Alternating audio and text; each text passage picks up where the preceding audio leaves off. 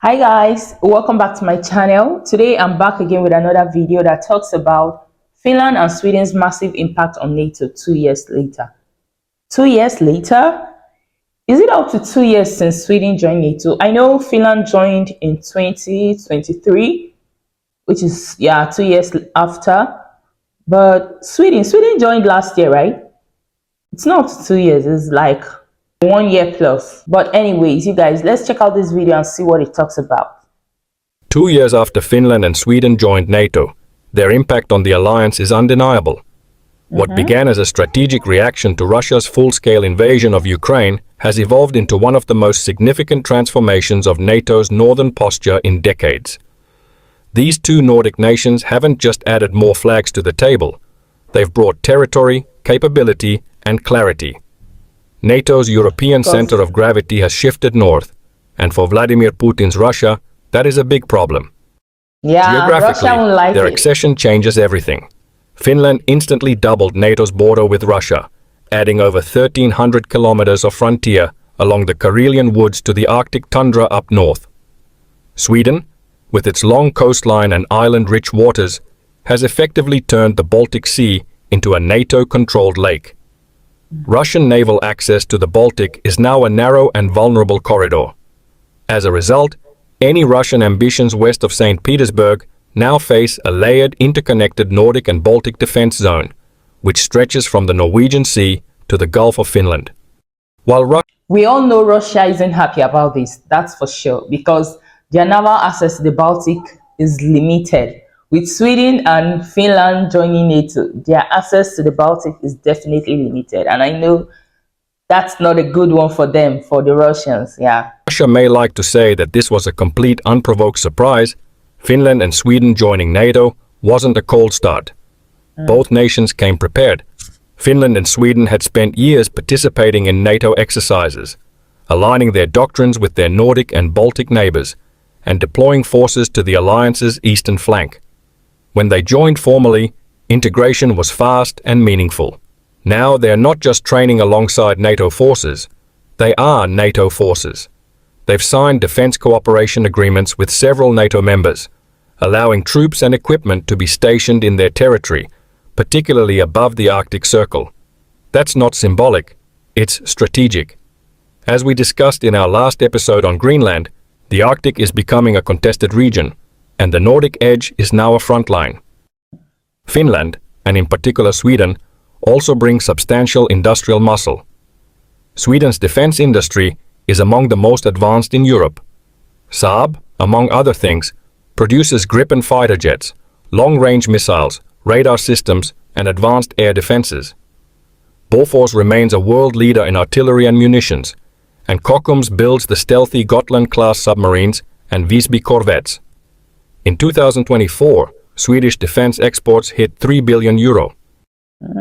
Finland doesn't have a single mega company like Saab, but it does have a highly capable network of firms. Patria builds armored vehicles now in service across Europe. Saco and Lapua produce precision rifles and ammunition trusted by elite forces worldwide. Nammo, a joint Finnish-Norwegian firm, supplies NATO with a big chunk of its artillery shells and rocket motors. In 2024, Finland exported roughly half of its €2 billion defense production. Combined, the Finnish-Swedish defense industries give NATO more than just tools. They provide supply. Finland and Sweden were clearly prepared for NATO's membership because their integration were seamless. It's really impressive. Chain resilience and cold weather specialization, and arguably an ingenuity which only long-standing neutrality has forced into Sweden and Finland's industrial mindset. On the civil defense front, both countries are far ahead of most other NATO members. Sweden began rebuilding its total defense system after Russia's annexation of Crimea in 2014. Finland, however, never dismantled it to begin with, and the result is one of the most advanced civil defense frameworks in the Western world. By law, Finnish buildings over a certain size must include fortified bomb shelters. In Helsinki alone, there's underground shelter space for over 900,000 people, more than the city's entire population. Many of these bunkers are not just concrete rooms, but fully equipped facilities with filtered air sanitation systems, food and water storage, and even recreational spaces. Beneath sports arenas, swimming pools, parking garages, and metro stations, the infrastructure exists to shield civilians from chemical, biological, and even nuclear threats. But it doesn't stop at shelters. Finland maintains an extensive national stockpile system, secure warehouses located across the country containing medical supplies, fuel, grain, and essential equipment like firearms, ammunition, and resources to keep a fight going for years if need be. Wow. These are regularly rotated and replenished, ready to support the population and military during a crisis or blockade. And it's not just infrastructure, it's culture. Conscription remains in force, with widespread reserve training and population-wide knowledge of emergency protocols. When NATO talks about societal resilience, Finland is the blueprint. Sweden, while not as prepared as it used to be in the heyday of the Cold War, is quickly catching up to Finland. During the Cold War, it built over 60,000 shelters, enough to protect over 70% of its population. Many of these fell into disuse after the 1990s, but in the past few years, the Swedish government has launched a major refurbishment program.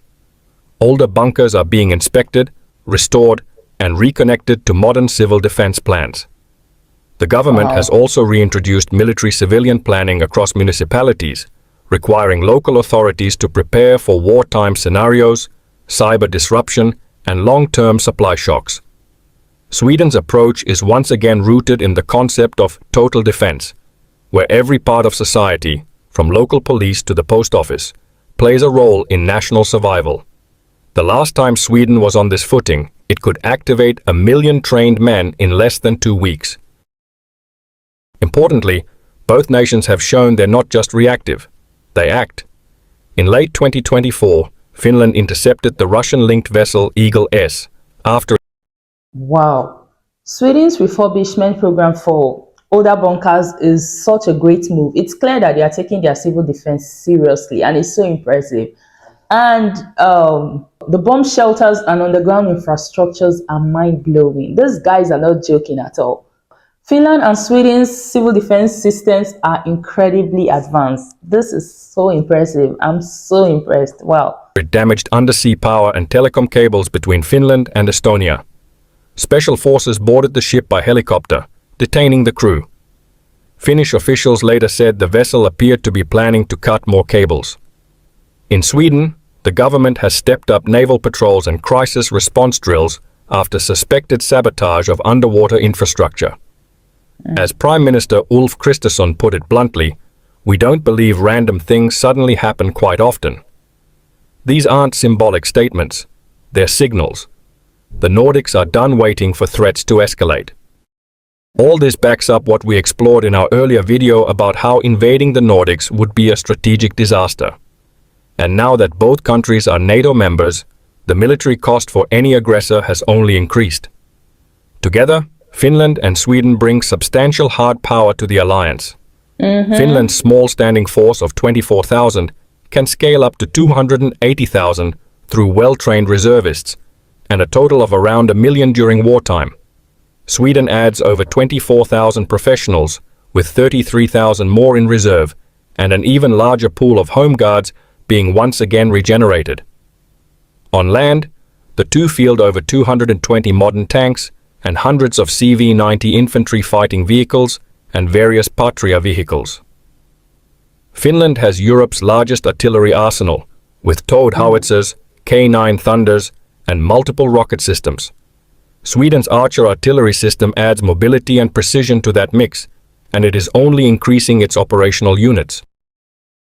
In the air, Finland is transitioning from FA-18s to F-35s, while Sweden operates around 100 Gripens, with more of the newer E model on the way. In the naval domain, Sweden deploys stealth-capable submarines, corvettes like the Visby class, and high-speed combat craft built for archipelagic warfare. Finland's navy is smaller but focused, with missile boats and fast patrol vessels backed by a highly capable coast guard which, as mentioned earlier, is not afraid to confront the Russian navy and shadow fleet. Still, no defense or situation is perfect. Finland's long border includes remote terrain and vulnerable channel islands in the Gulf of Finland, areas that could be exploited by hybrid operations or covert incursions. Sweden's exposure is different. It's increasingly digital and infrastructural. The country's vast undersea cable network, energy grid, and maritime traffic routes are attractive targets for sabotage. In the last 15 months alone, at least 11 cables have been damaged across the Baltic Sea. The Swedish Defense Ministry has confirmed that many of these incidents have been deliberate. While both nations have increased naval patrols and launched undersea monitoring programs, including joint efforts with NATO under Baltic Sentry, these remain pressure points. Other challenges remain as well.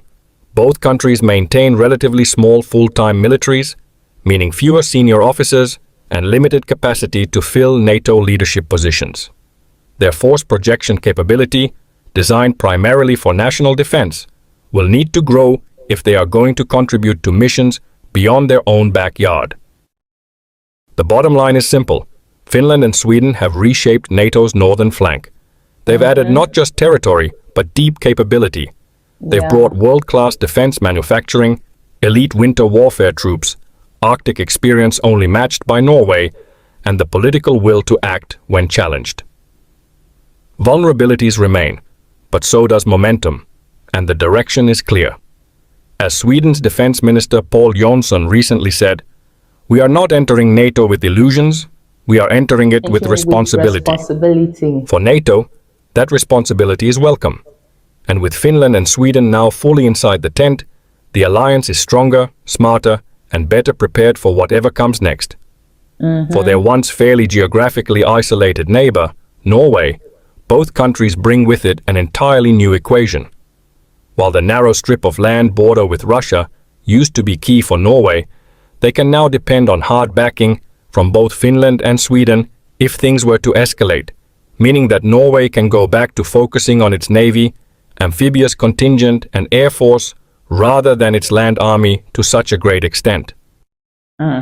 We just dropped a post over in the community tab where you get to help influence an upcoming episode for August.